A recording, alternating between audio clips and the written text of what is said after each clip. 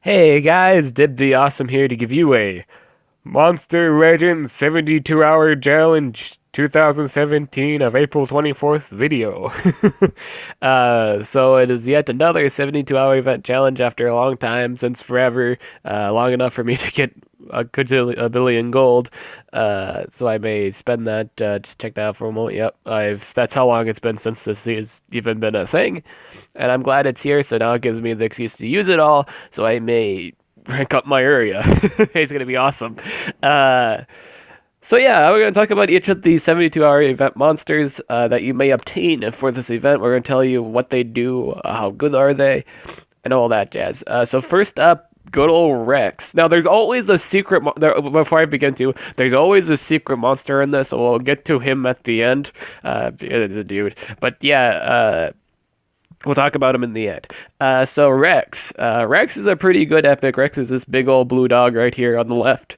Rex is pretty proficient in single target damage, and his base stats are pretty close to, the lowest kind of legendary monster. In terms of, he's almost at 3,000. In terms of stats, he is spot on in stats. Very close to legendary status, or at least having everything in the 3,000 range. That's pretty decent in terms of epic monsters. That's huge. So it wouldn't be bad getting him if you just, I don't know, I wouldn't, if you didn't have enough coins for like the next, the legendary. The next monster. If you just wind up getting this for the event, this isn't a bad epic. Pretty decent. A lot of damage. This guy is the definition of single target damage in terms of an epic monster. If you wanted something that got a little bite to its bite, this is your guy. This guy does not excel in AoE damage whatsoever. He has no AoE attack, but I think he does hold a double damage buff. So once you use that move, you can proceed to do some really heavy damage the next turn. He's got a 75 damage move, I believe. I think that was the case. It was either 75 or 70, but anyway, all you need to know, very, very heavy single target damage and very, very nice stats for an epic monster. Probably one of the highest in terms of epics, in terms of stats. Olafur. Okay, we're going on to the next legendary. Olafur is a Earth legendary monster. You could have obtained him in the winter event for this year. It was in Christmas time, the same event with Taiga, with Brunhilde, that event. Now you could get him in this event for the 72-hour challenge. Olafur has a really neat move that makes him pretty much immune to other common it makes it immune to freezing and possessions. I don't know if what else it covered, but I know it covered those two other common deny skills in the game. So that's really great. The only problem is he's slow. So you can say he's not a bad monster. But the thing that people really love about him the most, he can't take advantage of it unless you have a demise on you. If you have demise on you, this works fairly well. You pretty much pair it up with demise, prioritize that turn, and then you become immune to all deny. Which is really neat about him.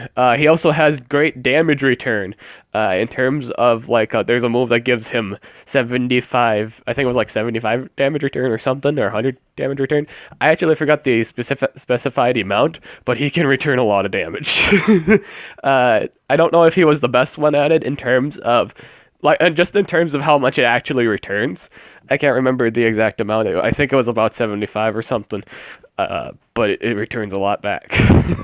I don't know if it's the same as Aran's. I know Aran has 70 or 75 damage return move. But I know Ulfer has something. I can't remember what though. He also carries shields, which also conflicts with damage return. When you build Olafur, you gotta keep in mind of that. Just to let you guys know, you can't have damage return and shields. You pick one or the other. And if you're using damage return, you should totally pair this guy up with life regen. The more people hate Olafur, the more they're gonna suffer. And if it's an actual player, they might not even attack you until the buff goes away. That's the thing too, because then they have to stall you out at that point, because they're going to take damage return, and since people don't usually build or prepare for a tank fight, they have very limited life. They're stuck with base life, and if they get damage returned, maybe even once or twice, they're not gonna have a good time. Especially if it's like a 75% damage return back at them, based on the amount of damage you do, which could probably kill their attacker. That could totally be a thing if you're Olafur's tanky enough and they return the damage. You could seriously do some serious shit to that attacker. Which is pretty great. That's pretty cool. So that's everything you need to know about Olafur. Beyond that, he also has an AoE that removes positive effects, great for removing a Tomb Shield. But I think that's about it. But I can remove anything else really, any other positive effects. But that's just kind of the major thing in terms of dealing with Earth monsters. That's a popular move everybody likes to put on their tomb is the AoE shield. 100% life shield is huge, and Olafur can pretty much make it so that stalling doesn't happen.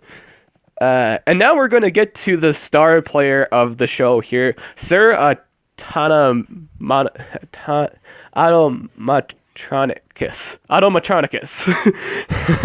Sorry that took so long to say. Automatronicus.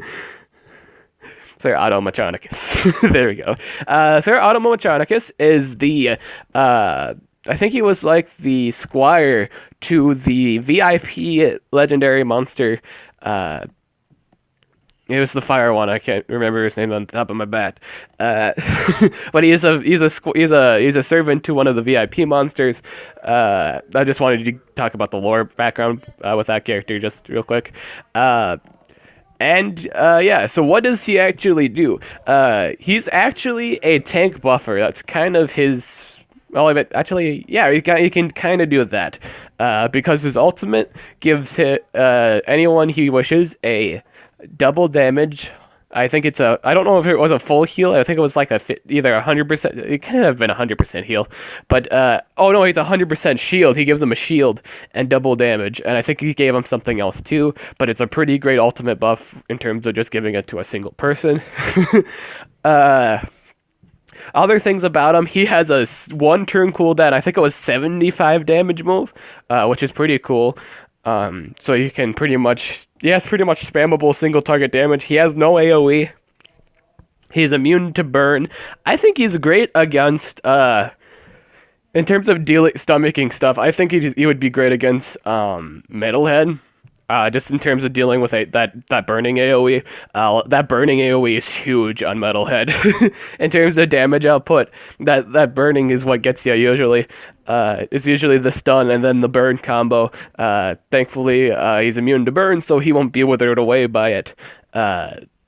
And he also has, okay, so I think this is actually the best moves about him. He has a spammable 30% heal that removes all negative effects. Now, if he was immune to stun, and he used, then he wouldn't have to, you could say, oh, but Debbie doesn't need the immunity to burning then, so it's a pretty much a worthless trait. I think it's still relevant in the fact that he can't be, like, burning is a huge DOT in the game, not including, like, the special kind of DOTs, like the ignited DOT. But I think it's a really good ability nonetheless, for him specifically, because you're going to be building life on this thing, and you don't want to get burned. Being burned is terrible for tanks. Just look at the past fights with Oros or any other majorly huge tank in the game, and burning is their bane. And this guy is immune to burning, which is excellent. And he can clean up all the other DOTs on him. He's a pretty self-sustaining tank. Given the fact he has really strong single target damage, like a 75 damage, it was either 75 or 70, and a spammable 60 damage special move that dazes, this guy is really tanky. He can also 50% heal himself too and give precision. That's also a choice you may run. He's just got a lot of buff options you may run with this thing. In terms of, I think it was either self buff or giving a buff to someone else. But he has a lot of in terms of buffing. It's kind of a tanky buffer. Just think of him like that. It's been a while since I actually looked at everything to know 100% sure what he does. But I know he was based around the idea of tanking while buffing either himself or I know he for sure buffs himself, but I don't know if he has a basic buffing ability for his allies. I think he does have one, but maybe it's like a double damage or I can't remember. I can't remember. If you guys remember, put it in the comments below. But yeah, he's kind of a tanky buffer. That's kind of my thought on him. Tanky buffer. Buffer. Words. Tanky buffer. Okay, so we're gonna get to the last possible thing in this event, and I don't know if you're gonna get enough cells to actually make him. So here's the monster, right? Not this one. Not this guy.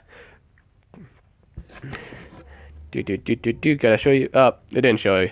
So it's actually larger con. If you can see it quickly over there, it's larger con. It's totally larger con. So that yeah, that's the secret monster you could possibly make. Is larger con good? In terms of the community, they see him as I don't know, probably terrible. In terms of base stats, it's about probably the same as Rex stats. It's as lowest as legendaries can go in terms of what they have. At least in terms of roll-roundedness, for the just the scaling, it's dead last. In terms of stats, it's not too great of a thing. But in terms of single target utility, LogicCon's pretty great. In terms of single target utility, he has all of his single target damage moves. I do believe they do 50 or 255 damage. In terms of base scaling, I'd say I like to say he's a counter to Ulysses Pet. If you ever come across an Ulysses Pet on defense, bring larger con because he's not going to be able to get he's not going to be able to get words. He's not going to be able to get the the healing thing. Okay, so Ulysses Pet is really great because he pretty much kills every nature monster save for maybe one two nature monsters. The new nature monster that just came out, Kiridr, and Larger Con. Why does Larger Con counter Ulysses Pet? Because he doesn't have a healing move. Ulysses Pet whole idea is around the idea of nature monsters healing themselves, which every nature monster does. What nature monster doesn't have a regen move or a 30% heal? Every nature monster does.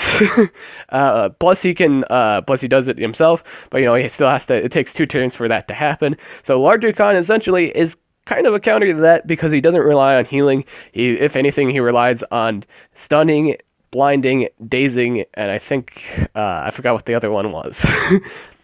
I know he could blind and daze somebody. I think he could blind and daze somebody. But he's got great in terms of single target effects. He's great at that. Beyond that, though, he might not do you too well. Still a fun monster to use. Come on, guys. He's a leprechaun with a giant barrel. It's pretty funny, don't you think?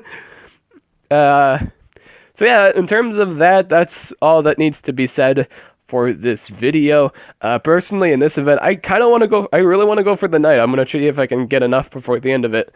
Well, and we'll just see. So yeah, I hope you guys let me know what you guys want in the comments below in terms of what you wish to get from this event. Do you wish to get Rex? Do you wish to get Oliver? Do you wish to get the last guy? Or do you wish to get Larger Con? Which would be a weird thing to prioritize in. In terms of prioritizing, personally, for me, I'd either go probably Oliver first because he's immune to... Well, I think he was immune to stun. I think that was the thing. So you should probably get the thing that's maybe immune to the, he's... Yeah, probably not. I probably want to put him first. I kind of want to put... I would probably put the, the best monster, the buffer first because he's got a few neat healing stuff. In terms of self healing, this guy's a pain in the ass. This guy's if you build this guy tanky, he's a pain. He's got 30% spammable 30% heal. If you ever use Progenius, you know how stupid spammable 30% heal is. It's stupid. It's really, really, really stupid, and he can remove DOTs with it. It's stupid, trust me. It's stupid. Oliver, second, just because he's got a legendary. If you're kind of new to the Monster Legends and you don't have a legendary, this is a good monster to pick up.